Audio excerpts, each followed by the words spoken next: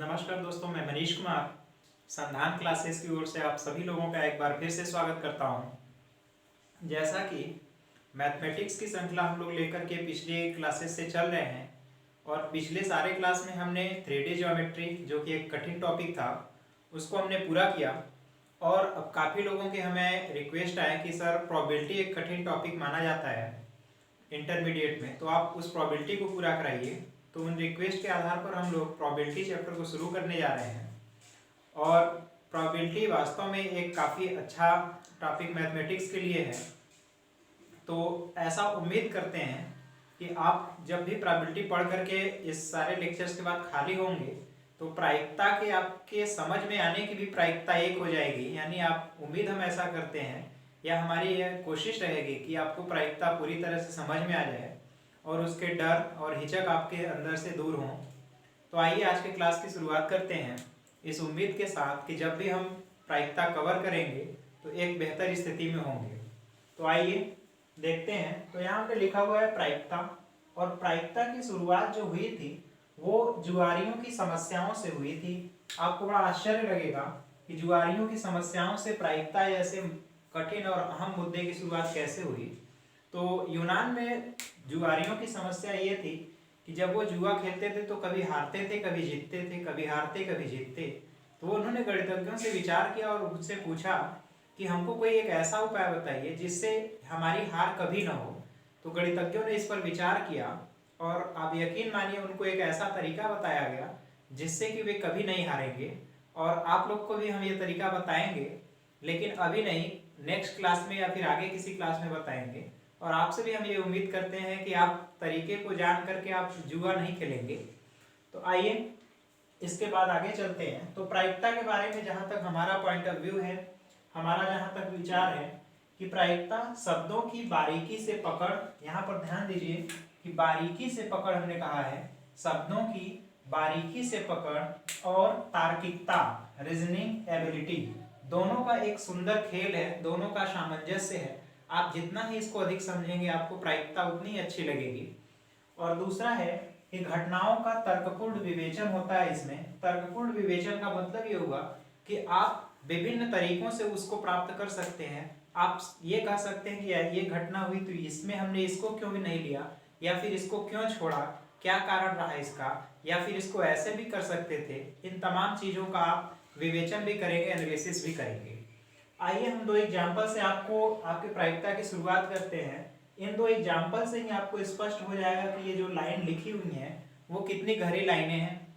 देखिए पहला एग्जाम्पल लिखा हुआ है, ये लाइन है। जब हम लोग यूनिवर्सिटी में पढ़ते थे तो यूनिवर्सिटी के चौराहे पर एक साइन बोर्ड लगा हुआ था और वहाँ एक इन्वेस्टिगेटर रहता था और बोर्ड पर लिखा हुआ था कि दोपहिया वाहन पर 3 सवारी वर्जित है।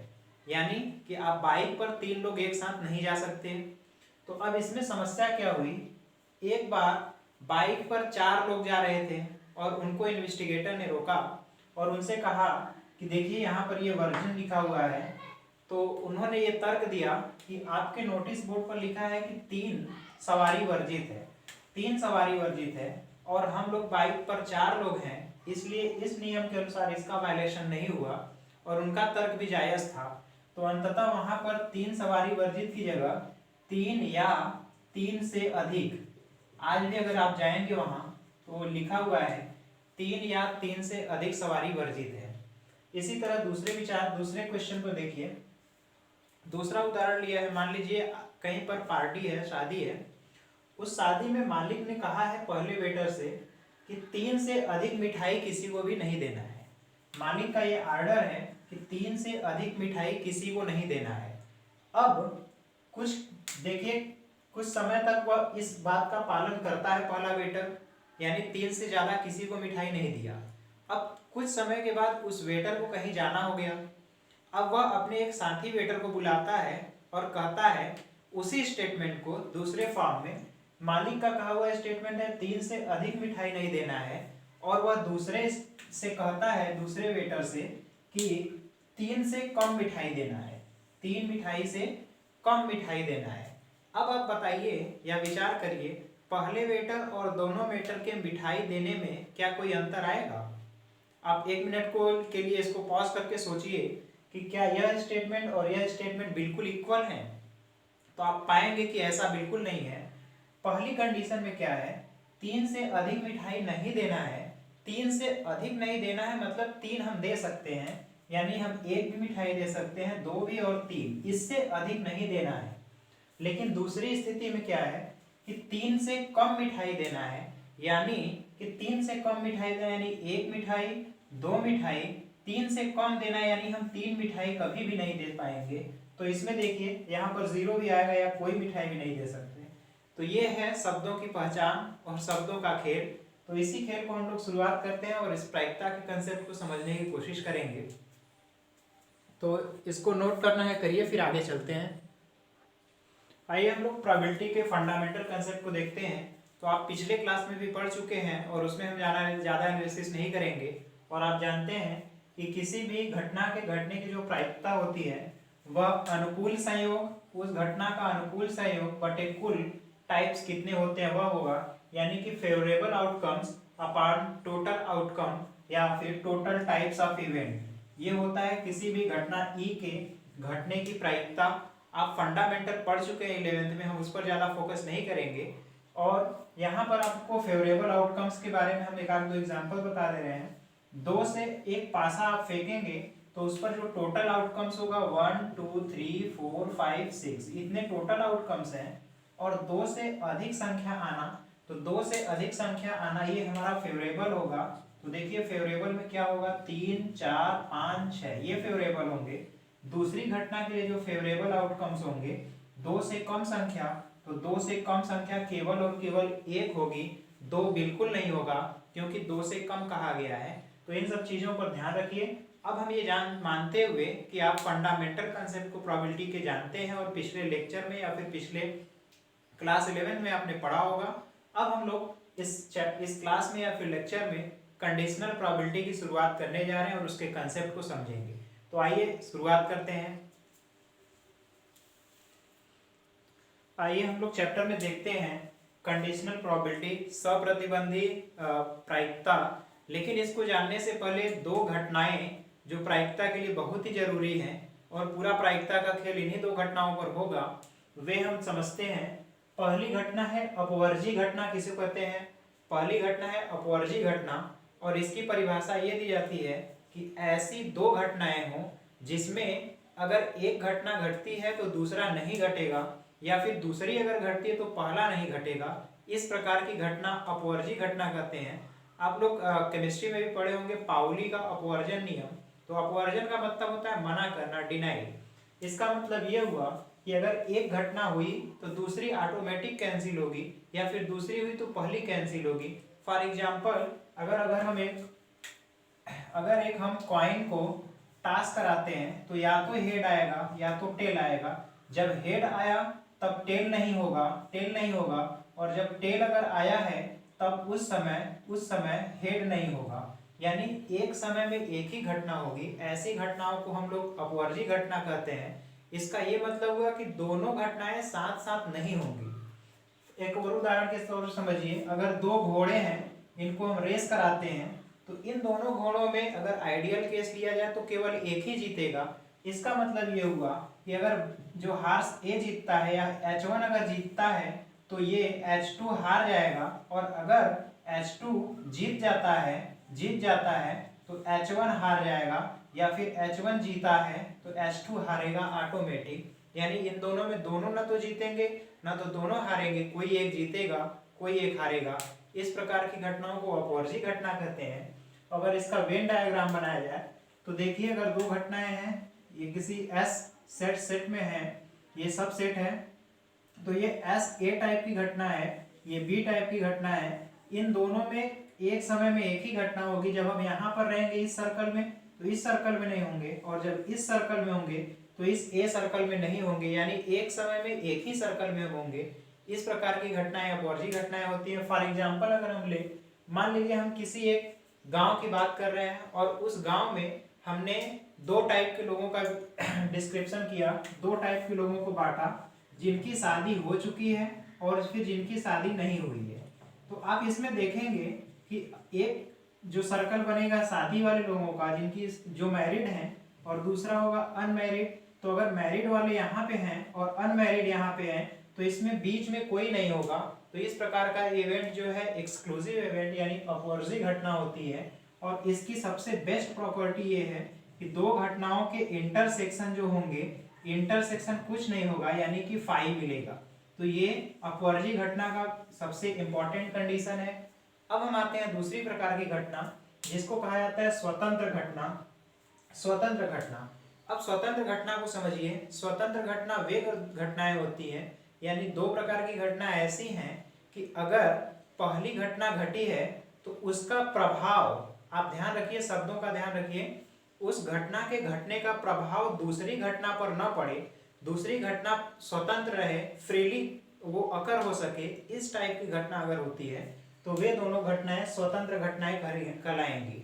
आप यहाँ पे ये ध्यान रखिए, मान लीजिए अगर एक बॉक्स है, इस बॉक्स में 5 बॉल्स हैं, 5 बॉल्स हैं और इस 5 बॉल्स में मान लेते हैं कि पहली बार में अगर हम कोई बॉल एक निकालते हैं तो पहली बॉल में मान लीजिए यहाँ पे 3 रेड हैं और 2 ब्लैक हैं, 2 ब्लैक हैं। तो पहली बार में रेड निकालने की प्रोबेबिलिटी जो होगी तो 3/5 हुआ, 3/5 हुआ। अब अगर उस रेड बॉल को हम हटा देंगे तब जो नई प्रोबेबिलिटी, फिर बॉल अगर निकालने जाते हैं, एक बॉल हमने यहाँ से हटा दिया रेड और अब हम निकालने जाएंगे तो अब इसमें 2 रेड और 2 ब्लैक हैं। तो अगली जो रेड वाली प्रोबेबिलिटी होगी वह 2/4 होगी यानी 1/2 होगा। तो इस तरीके से देखिए, अगर जब हम उसमें नहीं रखेंगे तब ये जो प्रायिकता हो गई वो बदल गई, यानी कि इस प्रकार की घटनाएं स्वतंत्र घटनाएं नहीं है। लेकिन अगर उस बॉल को हम फिर उसी में रख देते हैं तो यह पहली वाली स्थिति पुनः आ गई। ऐसी घटनाएं स्वतंत्र घटनाएं हैं। इसका मतलब पहले जो घटी हुई घटना है उसका प्रभाव दूसरी घटना पर नहीं पड़ा। इसका मतलब ये हुआ कि ये दोनों घटनाएं स्वतंत्र घटनाएं हैं, एक ने दूसरे को बिल्कुल प्रभावित नहीं किया। हाँ, यहाँ पर यह ध्यान देने वाली चीज है कि यह जो टोटल स्वतंत्र घटना में टोटल प्रोबेबिलिटी जो होगी, टोटल प्रोबेबिलिटी जो होगी वह पहली घटना और दूसरी घटना पर की प्रायिकता पर डिपेंड तो करेगी। यहाँ ध्यान देखिए, शब्द का खेल समझिए। टोटल प्रोबेबिलिटी जो है पहली घटना की प्रायिकता और दूसरी घटना की प्रायिकता पर तो निर्भर करेगी, लेकिन A1 की प्रायिकता A2 पर या फिर A2 की प्रोबेबिलिटी A1 पर डिपेंड नहीं करेगी। यही है स्वतंत्र घटना। आप इसको समझिए, आप इसको नोट करिए, फिर आगे हम देखते हैं। आइए देखते हैं। अब हम लोग कंडीशनल प्रोबेबिलिटी को समझेंगे कि सप्रतिबंधी प्रायिकता क्या होती है। तो आइए, इसके लिए हमने एक एग्जाम्पल लिखा हुआ है। हमने कुछ लड़कों का ग्रुप लिया, एक क्लास से कुछ लड़कों का ग्रुप लिया। तो ग्रुप ए में पूरे 8 लड़के हैं। आप देख रहे हैं 8 लड़के हैं जो कि क्रिकेट खेलते हैं। 8 लड़के क्रिकेट खेलते हैं ग्रुप ए के, और एक ग्रुप बी है जिसमें कि फुटबॉल खेलने वाले 11 खिलाड़ी हैं। मतलब पूरे क्लास में फुटबॉल खेलने वाले 11 खिलाड़ी हैं और उसी क्लास में जो क्रिकेट खेलने वाले हैं वो 8 लड़के हैं। और इसमें से 3 ऐसे लड़के हैं जो कि क्रिकेट भी खेलते हैं और फुटबॉल भी खेलते हैं। तो अब देखिए, इसमें इंटरेस्टिंग चीज़ क्या है। अगर आप ध्यान देंगे तो पूरे अगर लड़कों की संख्या पूछी जाए कि पूरे कितने लड़के हैं, तो ऐसा नहीं है कि 11 8 19 लड़के हो गए, क्योंकि 11 फुटबॉल वाले हैं और इधर जो है 8 क्रिकेट वाले हैं। लेकिन जब हम फुटबॉल वाले खिलाड़ी को बुलाएंगे, मान लीजिए हमने क्लास में कहा कि फुटबॉल वाले सभी बच्चे आ जाए जो फुटबॉल खेलते हैं, तो 11 बच्चे आएंगे। और इसके बाद अगर हम फिर कहें कि आप लोग जाइए और जो क्रिकेट खेलते हैं उनको भेजिए, तो इस बार 8 लड़के आएंगे, लेकिन उसमें 3 ऐसे लड़के रहेंगे जो दोनों बार आएंगे, फुटबॉल के बुलाने पर भी और क्रिकेट के बुलाने पर भी आएंगे। तो अगर टोटल लड़कों की संख्या देखी जाए तो 11 और 8 19 हुआ, और उसमें 3 जो है 2 बार ऐड हुआ है, तो एक बार हम सब्ट्रैक्ट कर लेंगे तो ये वैल्यू होगी 16, यानी कि पूरा 16 लड़के हैं। अब देखिए घटना क्या है। अब इन 16 बच्चों की जो ग्रुप है उसमें से क्रिकेट खेलने वाले लड़के को हमने चुन लिया। हमने एक क्रिकेट खेलने वाले लड़के को एट रैंडम चुन लिया। तो क्रिकेट खेलने वाले जो लड़के हैं उसमें 8 में से किसी एक को हम चुनेंगे। तो 8 में से किसी एक को चुनने का तरीका हो गया। ये पहली घटना है कि लड़के को हमने चुन लिया और वो क्रिकेट खेलने वाला लड़का है। अब क्रिकेट खेलने वाला लड़का 8 में से कोई भी हो सकता है, तो 8 में से वह भी लड़का हो सकता है जो कि फुटबॉल खेलता हो, क्योंकि इन 8 में 3 ऐसे लड़के हैं जो फुटबॉल भी खेलते हैं। तो अब इस 8 लड़के में से 3 ऐसे लड़के भी हैं जो फुटबॉल भी खेलते हैं, यानी क्रिकेट खेलने वाले लड़के के फुटबॉल खेलने की भी कुछ न कुछ संभावना है। अब देखिए, यही संभावना है कि अगर हमने क्रिकेट खेलने वाले लड़के को चुना तो इसकी क्या संभावना है, इसकी क्या संभावना है कि वह लड़का फुटबॉल खेलता है। यही है कंडीशनल प्रोबेबिलिटी। तो इसकी क्या संभावना है कि वह लड़का फुटबॉल भी खेलता हो। तो इस कंडीशन को हम लोग इस कंडीशन को हम इस नोटेशन से देखते हैं, और इसमें जो नीचे वाला नोटेशन है ये बताता है कि ये घटना हो चुकी है, यानी कि हमने ग्रुप ए के लड़के को हमने चुन लिया। अब हम चाह रहे हैं कि इसकी क्या संभावना है कि वह ग्रुप बी का लड़का हो, यानी कि फुटबॉल खेलने वाला हो। यानी ग्रुप ए के लड़के को हमने चुन लिया और चुना गया लड़का फुटबॉल खेलता हो, इसकी कितनी संभावना है। तो उसके लिए हम ये देखेंगे कि यानी जो चुना गया लड़का है वह फुटबॉल तभी खेलेगा, यानी दूसरी कंडीशन को तभी ऑक्युपाई करेगा, दूसरे कंडीशन का पालन तभी करेगा जबकि वह क्रिकेट भी खेलता हो और फुटबॉल भी खेलता हो।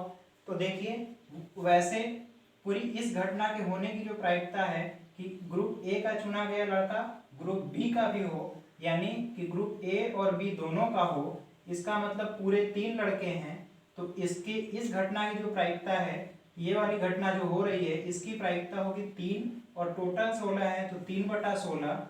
और जो नीचे वाली घटना है कि क्रिकेट खेलने वाले लड़के को चुना गया, तो क्रिकेट खेलने वाले लड़के के चुने जाने की जो प्रायिकता होगी वह क्रिकेट खेलने वाले 8 हैं, तो 8/16, 16 से 16 कैंसिल होगा, सॉरी, तो अल्टीमेटली 3/8। तो यह जो प्रायिकता है यह PB/A है। इसमें आप ध्यान रखिए, यहाँ ध्यान रखिए, PB/A का मतलब ही होता है कि PA∩B अपान PA, यानी यहाँ पर जो वैल्यू रहेगी उसकी प्रोबेबिलिटी अपान इन दोनों के A और B के इंटरसेक्शन की प्रोबेबिलिटी। और इसमें नीचे वाली जो वैल्यू रहती है, यहाँ पर अगर कहा जाए तो A जो है घटना घट चुकी है, घटना घट चुकी है, और B जो है, B के घटने की संभावना आपको निकालनी है। B के घटने की प्रायिकता A के घटने पर, A के घटने के बाद A जब घटित हो जाए तब वह B का हो, इसकी संभावना कंडीशनल प्रोबेबिलिटी कहलाती है, और इसे इस सिंबल से डिनोट करते हैं। तो आपके लिए ये काफ़ी इंपॉर्टेंट है। इस पूरे चैप्टर को हम लोग इसी बेसिस पर सॉल्व करेंगे, और ये मानते हुए कि आप लोग जो वेन डायग्राम है उसको अच्छी तरीके से समझते हैं। इसमें हम बता दें कि एक फार्मूला होता है, आप उसको नोट कर लीजिए कि number of A plus number of B, sorry, number of A union B equal number of A plus number of B minus number of A intersection B। ये फार्मूला होता है, ये आप अलजेब्रा में भी पढ़े होंगे। तो ये काफी इंपॉर्टेंट फार्मूला है। इसका मतलब यही फार्मूले से आप निकालेंगे कुल कितने हैं, कुल कितने खेलने वाले हैं। तो number of A plus number of B minus number of A intersection B, ये है number of A union B। दोनों को मिलाने पर कितने बच्चे होंगे।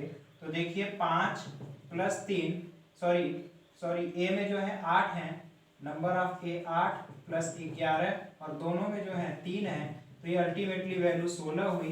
तो ये काफ़ी इंपॉर्टेंट फार्मूला है, हम लोग इसको बार बार यूज़ करेंगे। तो आप इसको नोट करिए, ये पूरा कंसेप्ट है। अब हम लोग प्रश्नावली की शुरुआत करते हैं।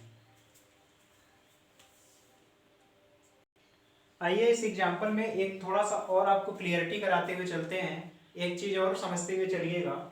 देखिए इस एग्जाम्पल में अगर PA/B निकालेंगे, इसका ये मतलब हुआ कि हमने फुटबॉल खेलने वाले एक लड़के को क्लास से बुलाया। अब मैं सोच रहा हूँ कि फुटबॉल खेलने वाला यह लड़का क्रिकेट भी खेलता होगा, इसकी कुछ ना कुछ संभावना है, हो सकता है कि वह 3 में का हो। तो इसकी जो प्रायिकता होगी तो देखिए प्रायिकता आ रही है 3/11, यानी कि जो इसमें का हो सकता है और हमने बुलाया है इसमें का यानी बी का, यानी उसकी प्रायिकता है 3/11। और दूसरे कंडीशन में हम एक क्रिकेट खेलने वाले को बुलाते हैं और मैं सोचता हूँ कि हो सकता है यह फुटबॉल भी खेलता हो, इसकी भी कुछ संभावना है। तो अल्टीमेटली मैं ये देख रहा हूँ कि जो जो हमने ए का यानी क्रिकेट वाले को बुलाया और वह फुटबॉल भी खेलता हो, इसकी जो प्रायिकता है 3/8 है। अब आप इन दोनों प्रायिकताओं पर गौर करिए तो ये वाली प्रायिकता बड़ी है, क्योंकि ये वाली प्रायिकता बड़ी है। ये वाली प्रायिकता आपको दिख रही है कि ये वाली प्रायिकता जो है बड़ी है और ये वाली प्रायिकता छोटी है। अब आप विचार करिए कि ऐसा क्यों हो रहा है कि यहाँ पर जो हमने बी का बुलाया है और उसका क्रिकेट के खेलने की संभावना कम क्यों है। इसका कारण ये है कि बी जो ग्रुप है इसमें ज़्यादा लड़के हैं, 11 लड़के हैं, और इन 11 लड़कों में से इस 11 लड़कों में से किसी एक लड़के के इस ग्रुप में होने की संभावना थोड़ी कम होगी। और इसमें 8 लड़के हैं तो 8 लोगों में से इसमें होने की संभावना थोड़ी ज़्यादा होगी। आप इस बात को पकड़ पा रहे हैं या कैच कर पा रहे हैं। देखिए फिर से मैं रिपीट कर रहा हूँ, इस ग्रुप में पूरे 11 लड़के हैं और 11 लड़कों में से उन 3 लड़कों में होने की संभावना या 11 लड़कों की किसी एक 11 लड़कों में से कोई एक लड़का उन 3 में हो, इसकी संभावना कम है। जबकि इस साइड में 8 ही लड़के हैं और 8 लड़कों में से 3 लड़का उसमें हो, इसकी संभावना पिछले वाले केस की अपेक्षा थोड़ी ज्यादा होगी। इसीलिए प्रायिकता का यह स्वरूप दिख रहा है। तो आप इसको समझते हुए चलेंगे तो आप इसके महत्व को भी समझ पाएंगे। नोट करिए, फिर हम आगे चलते हैं। आइए इस चैप्टर का पहला क्वेश्चन देखते हैं। अब हम लोग प्रश्नावली 13A 13A का पहला क्वेश्चन देखते हैं। देखिए इसमें PA probability of occurring event A 3/8 है, PB 5/8 है और PA यूनियन B दिया हुआ है 3/4 है। 3/4 है। आपको PA/B और B/A फाइंड आउट करना है और आप जानते हैं फार्मूला A यूनियन B बराबर PA plus PB minus P of A intersection B। क्योंकि यह 2 बार आता है, दोनों में, इसमें भी है और इसमें भी, इसलिए एक बार हम इसमें से सब्ट्रैक्ट कर देते हैं। इसमें से सभी वैल्यू जो गिवन है हमने रखा और PA इंटरसेक्शन B की जो वैल्यू है वह 1/4 आई। इसकी हमें ज़रूरत है क्योंकि A/B और B/A में दोनों जगह A इंटरसेक्शन B होगा। तो आइए देखिए, P A/B करेंगे तो A इंटरसेक्शन B अपान में B है तो PB होगा। तो A probability of A intersection B 1/4 है अपान PB प्रोबेबिलिटी ऑफ B 5/8 है। अल्टीमेटली वैल्यू 2/5 हुई। इसी तरीके से PB/A है तो यहाँ B इंटरसेक्शन A लिखिए, यहाँ B इंटरसेक्शन A लिखिए या फिर A इंटरसेक्शन B, वही चीज होगा अपान PA। यहाँ पर वैल्यू रखा हमने 2/3 हुआ।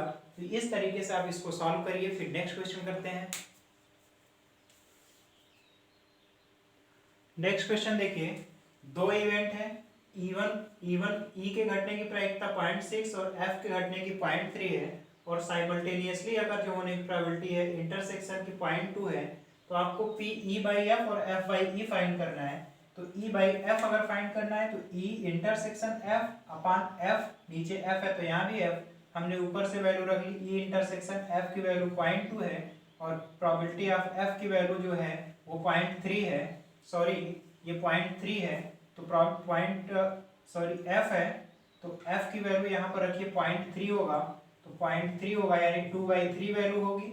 अब इसके बाद F/E करेंगे तो E इंटरसेक्शन F जो कि E इंटरसेक्शन F है 0.2, तो यहाँ पर 0.2 होगा अपान E की प्रोबेबिलिटी देखिए, E के अकरिंग की प्रोबेबिलिटी 0.6 है तो ये वैल्यू होगी। अल्टीमेटली जो वैल्यू आएगी 0.2/0.6 दैट इज 1/3 होगा, ये 1/3 होगा। तो इस तरीके से आप स्टेप बाय स्टेप करते चलिए, कोई प्रॉब्लम नहीं होगी। नोट करिए, फिर नेक्स्ट क्वेश्चन करते हैं। देखिए थर्ड क्वेश्चन है, आपको PA दिया हुआ है, PB दिया है और B/A दिया है 0.18। आपको ये तीनों वैल्यू फाइंड आउट करनी है। तो देखिए हम जानते हैं PB/A बराबर इंटरसेक्शन PA इंटरसेक्शन B अपान ये नीचे है तो PA होगा। A इंटरसेक्शन B की हमें वैल्यू नहीं पता है, इसकी वैल्यू पता है 0.18, ये हमने रख लिया। ये अपॉन ऊपर रहेगा और ये पी ए की वैल्यू यहाँ से हमने ये रख लिया, तो ultimately probability of A intersection B जो है 0.0216 हुआ मल्टीप्लाई करेंगे तो। अब इसके बाद हम P A by B find करते हैं, तो A intersection B upon P B, A intersection B की वैल्यू यहाँ से हमने रख लिया और पी बी गिवन है यहाँ पर, तो अल्टीमेटली वैल्यू है 0.1444। इसके बाद P A union B find करना है, तो हम जानते हैं ए यूनियन बी बराबर P A plus P B minus A intersection B, तो यहाँ सभी वैल्यू रखे तो ultimately P A union B की जो वैल्यू है 0.2484 है। नोट करिए, फिर नेक्स्ट क्वेश्चन करते हैं। देखिए नेक्स्ट क्वेश्चन क्या है, आपको दो घटना E union F find out करना है, E union F find out करना है, और यहाँ थोड़ा कॉम्प्लिकेटेड फॉर्म में लिखा है प्रोबेबिलिटी ऑफ E का 4 टाइम्स हम करेंगे तो F के इक्वल है, और PF जो है 5/18 है, 5/18 है, तो जो PE होगा तो 4 का यहाँ गुणा हो जाएगा, तो अगर PE देखा जाए तो 5/4 का 18 गुणा करेंगे 72 हुआ, तो PE, और PE/F 2/9 दिया है, तो हम जानते हैं E/F equal E intersection F upon PF, तो इसकी वैल्यू दिया है 2/9, ये रख लिया हमने, तो यहाँ PE इंटरसेक्शन F की वैल्यू आ रही है 5/81। अब इस वैल्यू को हम यहाँ पर रख लेते हैं, क्योंकि ये फार्मूला होता है PE यूनियन F का, तो PE की वैल्यू PF की वैल्यू माइनस इसकी value E intersection F solve करेंगे तो अल्टीमेटली 185/648 ये वैल्यू आएगी। नोट करिए, फिर नेक्स्ट करते हैं। देखिए नेक्स्ट क्वेश्चन है, आपको दो घटना A बाई बी निकालना है और PB इक्वल 0.5 और A इंटरसेक्शन B दिया हुआ है। आप फार्मूला जानते हैं A by B equal A intersection B upon PB। अब यहाँ से A इंटरसेक्शन B की वैल्यू हमने यहाँ पुट कर दिया और PB की वैल्यू हमने 0.5 रखा, सॉल्व करेंगे 16/25 आएगा। नेक्स्ट क्वेश्चन है, PA गिवन है, PB गिवन है, A इंटरसेक्शन B, और A बाई B फाइंड करना है, तो A intersection B upon PB, A intersection B की वैल्यू 0.4 अपॉन PB की वैल्यू 0.8, दैट इज 1/2 होगा। इसी तरह B बाई A फाइंड करना है, B intersection A upon PA, क्योंकि यहाँ A है, तो अब B इंटरसेक्शन A देखिए 0.4 है और PA की वैल्यू 0.12 है, तो ये अल्टीमेटली जो वैल्यू होगी, ये वैल्यू होगा, इसमें आप मल्टीप्लाई कर लेंगे, तो इसमें अगर हम इसमें मल्टीप्लाई करेंगे वैल्यू को, अगर हम 10 से मल्टीप्लाई करते हैं तो ये होगा 40, 100 से मल्टीप्लाई करेंगे अपॉन 12 होगा, और यहाँ पे 10/3 वैल्यू आएगी। ये प्रोबेबिलिटी एक्सेप्टेबल नहीं है, आपके एग्जाम पता नहीं है कैसे लिखा हुआ है, हमें पता नहीं समझ में आ रहा है, लेकिन ये वैल्यू एक्सेप्टेबल नहीं है, क्योंकि कभी भी प्रोबेबिलिटी की वैल्यू 1 से ग्रेटर नहीं हो सकती, 1 से ग्रेटर प्रोबेबिलिटी नहीं हो सकती, इसलिए ये क्वेश्चन इररिलेवेंट है। आप इसको नोट करिए, फिर आगे चलते हैं। देखिए नेक्स्ट क्वेश्चन भी उसी टाइप का है, PE PF दिया है और E यूनियन F दिया है। अब आपको ये तीनों चीजें फाइंड करनी है, तो आप पहले देखिए, अब यहाँ से हम ये फार्मूला जानते हैं, यहाँ से PE union F equal this होता है, सभी वैल्यू को पुट करेंगे तो E यूनियन F की वैल्यू जो आएगी, सॉरी E इंटरसेक्शन F की वैल्यू 1/12 हुआ। अब E by F PE by F निकालना है, तो E intersection F upon PF होगा, इंटरसेक्शन F की वैल्यू दिखा है 1/12 अपॉन 7/12, तो अल्टीमेटली वैल्यू जो होगी 1/7। इसी तरीके से F बाई E निकालना है, तो F इंटरसेक्शन E या तो E intersection F upon PE 1/12 इसकी वैल्यू हुई, और PE की वैल्यू 5/12 गिवन है, अल्टीमेटली वैल्यू जो होगी 1/5 होगी। इसको नोट करिए, फिर नेक्स्ट करते हैं। आइए देखते हैं नेक्स्ट क्वेश्चन, आपको PA दिया है 0.8, PB दिया है 0.5, तो B बाई A दिया है 0.4, तो हम जानते हैं PB by A equal B intersection A upon नीचे A है, तो यहाँ भी PA होगा। अब गिवन वैल्यू है PB बाई A 0.4 है, और A इंटरसेक्शन भी नहीं पता है, और 0.8 जो है PA की वैल्यू है, तो अल्टीमेटली PA इंटरसेक्शन B की वैल्यू जो हो गई 0.32 है। अब A बाई B फाइंड करना है, तो A intersection B upon PB करेंगे, तो A इंटरसेक्शन B की वैल्यू 0.32 है अपॉन 0.5 है, तो ये वैल्यू होगी 16/25, ये हुआ। इसी तरीके से हम इसको करते हैं, नेक्स्ट क्वेश्चन, तो देखिए ए यूनियन बी फाइंड करना है, तो A union B P A plus P B minus P A intersection B होगा। पी ए की वैल्यू पी बी की वैल्यू फाइंड आउट किया रखा और पी ए इंटरसेक्शन बी की वैल्यू अल्टीमेटली वैल्यू है 0.98। नोट करिए, फिर हम नेक्स्ट क्वेश्चन करते हैं। ये सभी क्वेश्चन एक ही फार्मूले पर हैं। आइए देखते हैं अगला क्वेश्चन। आपको दिया है P A union B find करना है। 2 times of P A equal P B बराबर 5/13, यानी कि पी बी की वैल्यू जो है 5/13 और पी ए निकालना है तो 2 से ये डिवाइड होगा, तो पी ए की वैल्यू है 5/26 और पी ए बाई बी दिए हुए 2/5। तो हम जानते हैं A by B equal A intersection B upon P B, क्योंकि बी नीचे है तो यहाँ भी नीचे बी रहेगा। 2/5 equal this by P B की वैल्यू हमने यहाँ पर रखी, इसका मल्टीप्लाई किया तो ए इंटरसेक्शन बी की जो वैल्यू आई 2/13। अब इसी वैल्यू को हम इस फार्मूले में रख लेते हैं, तो अल्टीमेटली जो पी ए यूनियन बी की वैल्यू जो आएगी वो आएगी 11/26। तो इसको नोट करिए। आप सभी इस चैप्टर के जो क्वेश्चन है इसी फार्मूले पर बेस्ड हैं, इसी पर हम लोग करेंगे। नोट करिए, फिर नेक्स्ट क्वेश्चन करते हैं। देखिए इस टाइप का नेक्स्ट क्वेश्चन और आखिरी क्वेश्चन इसका है। P A equal 6/11, P B equal 5/11 और ए यूनियन बी इक्वल 7/11 है। तो पहले आपको A intersection B, A by B और बी बाई ए फाइंड करना है। तो आइए देखते हैं, हम फार्मूला जानते हैं A union B equal this होता है। तो ए यूनियन बी की वैल्यू हमने यहाँ से पुट कर ली, पी ए की वैल्यू 6/11, पी बी की वैल्यू यहाँ से 5/11 और ए इंटरसेक्शन बी की वैल्यू यहाँ फाइंड आउट करनी है। तो इसको इस साइड लेकर जाएंगे तो वैल्यू आएगी 4/11। अब हम निकालते हैं पी ए बाई बी, तो A intersection B upon P B होगा, तो ए इंटरसेक्शन बी की value 4/11 upon 5/11, that is 4/5। Similarly, the next question is to find that b by a. So the b by a probability of b by a is equal to probability of b intersection a, because there is b upon a, so and upon p a, because here is the denominator is a, that is the probability of a. So 4/11 the value of probability b intersection a, and probability of a equals 6/11, that is ultimately the probability of b by a equal 2/3। तो आप यहाँ तक note करिए, फिर हम next question. अब हम लोग जो है जो आपको शब्दों के आधार पर शब्द दिए जाएंगे क्वेश्चन, उसको करने की कोशिश करेंगे। तो नोट करिए, फिर हम अगला क्वेश्चन करते हैं। आइए देखते हैं नेक्स्ट क्वेश्चन क्या है। अब यहाँ से सवालों को समझने की कोशिश करिएगा। देखिए लिखा है एक पासे को 3 बार उछाला गया है। तो आप जानते हैं परमुटेशन कॉम्बिनेशन भी पढ़े हुए हैं कि अगर एक पासे को हम 3 बार उछालेंगे, एक बार उछालेंगे तो 6 नंबर में से कोई भी आएगा, दूसरी बार उछालेंगे तो 2 बार का कॉम्बिनेशन है, यानी कि 6 × 6 कॉम्बिनेशन बनेगा, यानी कि 36 केस होंगे। अगर 3 बार उछालेंगे तो टोटल 216 कॉम्बिनेशन बनेंगे। हमने यहाँ दिखाने की कोशिश की है। तो ये वाला टोटल सैंपल स्पेस है, जिसमें अगर एक पासे को 3 बार उछालेंगे तो पूरे 216 केस होंगे। अब देखिए इसमें क्या कंडीशन है। पहला कंडीशन क्या है, तीसरी उछाल पर संख्या 4 प्रकट हो, यानी तीसरी उछाल फिक्स हो गई कि वो 4 होना चाहिए।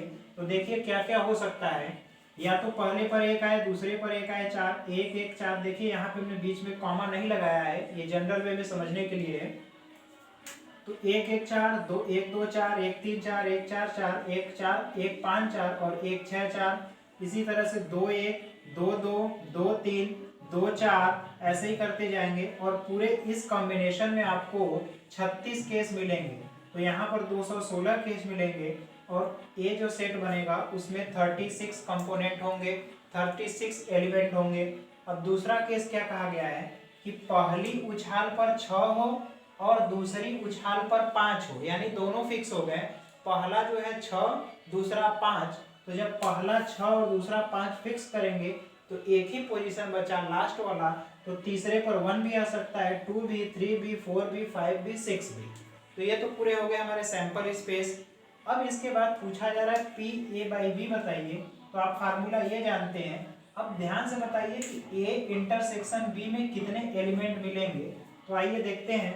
तो ए इंटरसेक्शन बी में आपको केवल और केवल एक एलिमेंट मिलेगा, जो है कि 6 654 यहाँ पर है, क्योंकि इसमें सभी के लास्ट में, सॉरी सभी दोनों के शुरुआत में, सभी के शुरुआत में 65 है, और यहाँ पर केवल एक एलिमेंट मिलेगा जिसकी शुरुआत में 65 हो और लास्ट में 4 हो, तो ये केवल एक ही मिलेंगे। इसमें सभी एलिमेंट के लास्ट में 4 हैं और इसमें केवल एक एलिमेंट के लास्ट में 4 हैं, तो यही एलिमेंट मैच करेगा, यानी ए इंटरसेक्शन बी जो वैल्यू आया है केवल एक एलिमेंट होगा। तो अब probability of A intersection B जो होगा, probability of A intersection B, तो ए इंटरसेक्शन बी 1 टाइप से अकर हो रहा है और टोटल जो सैंपल स्पेस में है 216 है, तो ए प्रोबेबिलिटी ए इंटरसेक्शन बी जो हुआ 1/216 हुआ।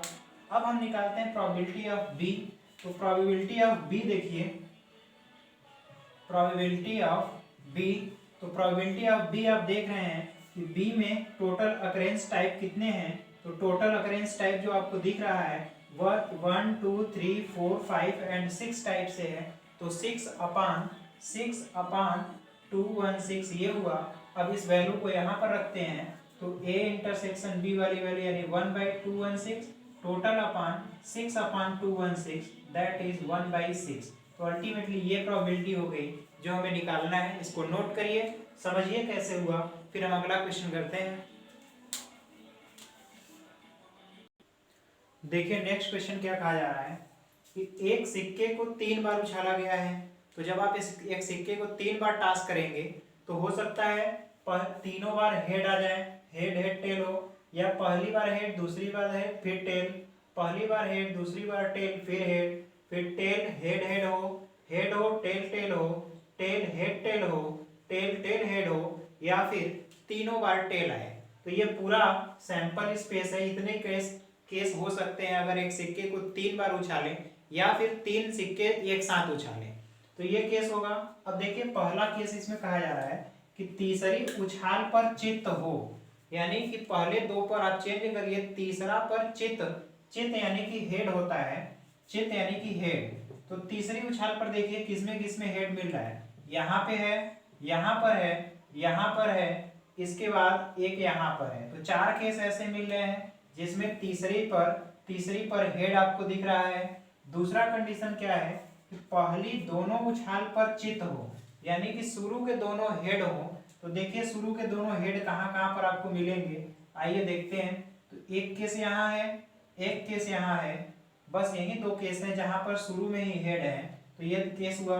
अब आपको E/F फाइंड करना है, तो E इंटरसेक्शन F देखेंगे इन दोनों में, तो केवल और केवल एक एलिमेंट मिलेगा। तो probability of E intersection F जो है, E इंटरसेक्शन F 1 टाइप से है, 1 अपान टोटल 8 टाइप है, 1/8 अपान PF, F वाली जो प्रोबेबिलिटी है ये 2 टाइप से अकर हो रहा है, तो 2/8 दैट इज 1/2। तो ये अल्टीमेटली प्रोबेबिलिटी होगी। तो इस तरह से आप करिए, फिर हम नेक्स्ट क्वेश्चन करते हैं।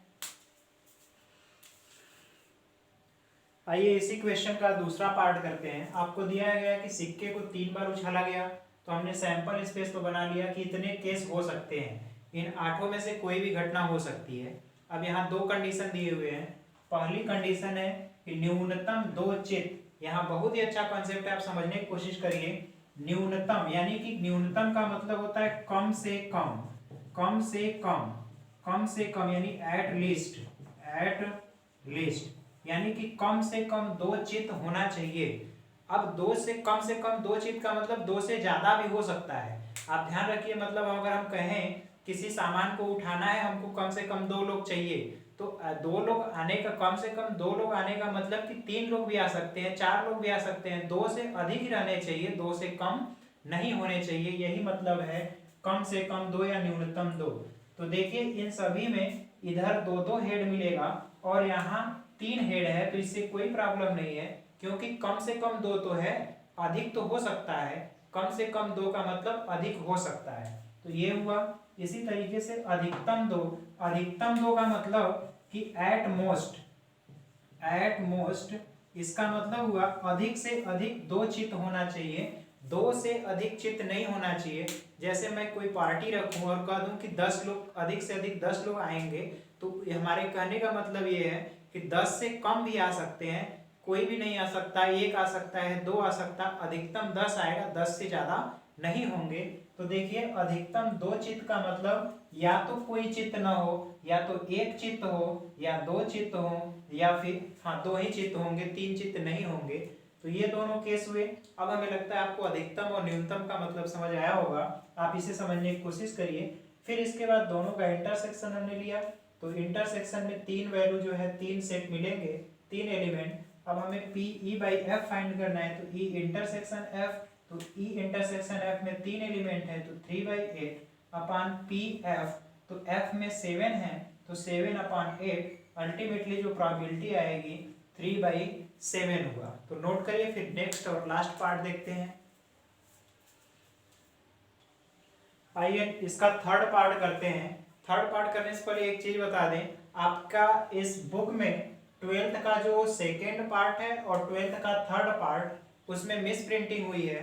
दोनों जगह एफ का जो कंपोनेंट लिखा गया है वो गलत लिखा गया है। आप हमारा वीडियो देख करके इसमें बना लीजिए, क्योंकि ये एनसीईआरटी का क्वेश्चन है और एनसीईआरटी की बुक में यहाँ पर एक पट लिखा है, जबकि आपके बुक में यहाँ पर दो लिखा हुआ है, तो दो नहीं रहेगा, यहाँ पर एक कर लीजिएगा।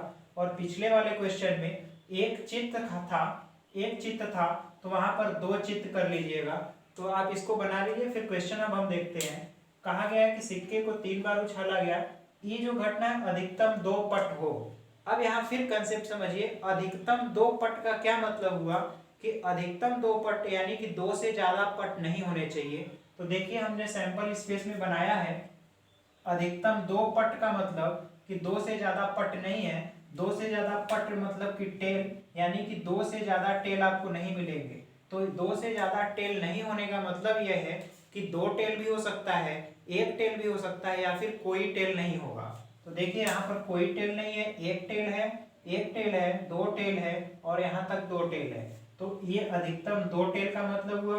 अब फिर न्यूनतम एक पट, यानी कि कम से कम एक टेल जरूर होना चाहिए, एक टेल के बिना नहीं होगा। तो देखिए इसमें एक टेल का मतलब, कम से कम एक टेल का मतलब एक टेल भी हो सकता है, 2 टेल भी हो सकता है, 3 टेल भी हो सकता है। तो कम से कम एक टेल का मतलब एक टेल, एक टेल, एक टेल, 2 टेल, 2 टेल, 2 टेल, या फिर तीनों टेल हों। तो ये हुआ। अब इसका इंटरसेक्शन लेते हैं, तो इंटरसेक्शन में 6 कंपोनेंट आपको मिलेंगे। केवल यहाँ से ये वाली वैल्यू क्रॉस हो जाएगी, यहाँ से ये नहीं रहेगा, तो ये 2 कंपोनेंट आपको नहीं मिलेंगे, बाकी ये वाले 6 और ये वाले 6 कंपोनेंट आपको पूरे मिलेंगे। तो अब E बाई एफ निकालना है, तो प्रोबेबिलिटी E इंटरसेक्शन F तो 6 है अपान 6/8 और अपान F, तो F में पूरे 7 एलिमेंट हैं, 7/8 यानी कि 6/7। तो ये प्रोबेबिलिटी हुई आपकी थर्ड की। और अब हमें लगता है कि इतना बड़ा लेक्चर या फिर इतना बड़ा क्लास, पहला क्लास प्रोबेबिलिटी का हमारा सफिशिएंट है। अब इसके जो रिमेनिंग पार्ट है इसको हम नेक्स्ट लेक्चर में कवर करते हैं। और एक रिक्वेस्ट है कि आप इसको ज़्यादा से ज़्यादा लोगों तक पहुंचाइए, जिससे कि जो अभी इसको नहीं समझ पाए हैं या पढ़ पाते हैं, उनकी कमी को, उनकी ज़रूरत को, उनकी आवश्यकताएं पूरी हो पाएँ। और हमने इस पूरी प्रोबेबिलिटी को, एक एक स्टेप को, एक एक चीज़ को बहुत बारीकी से समझना है, शब्दों पर ध्यान देना है, क्योंकि शब्दों के इसमें मायने बहुत हैं। क्योंकि आप, अगर आपको अभी अभी हमने बताया न्यूनतम और अधिकतम का मतलब, तो उसमें काफ़ी चीज़ों का वेरिएशन होता है। तो आप इसको देखिए, समझिए, और इस उम्मीद के साथ कि जब हम लोग प्रोबेबिलिटी के लास्ट पड़ाव में होंगे तो प्रोबेबिलिटी हमारी पूरी समझ में आएगी, उसके समझ में आने की भी प्रायिकता एक होगी। तो इस उम्मीद के साथ कि आपको अच्छे से समझ में आ रहा है, कोई भी प्रॉब्लम है आप हमें कमेंट करके बताइए, उस समस्याओं को समझाने की या फिर दूर करने की कोशिश की जाएगी। ये दरअसल ऑफलाइन क्लासेस होती हैं। ऑफलाइन का मतलब ये यहाँ सामने कोई लाइव नहीं बैठा रहता है, इसलिए थोड़ी सी प्रॉब्लम हम लोग को भी रहती है, लेकिन उसको दूर किया जा सकता है। आप लोग का बस सहयोग चाहिए। वैसे आज का हमारा साथ देने के लिए बहुत बहुत धन्यवाद। जय हिंद।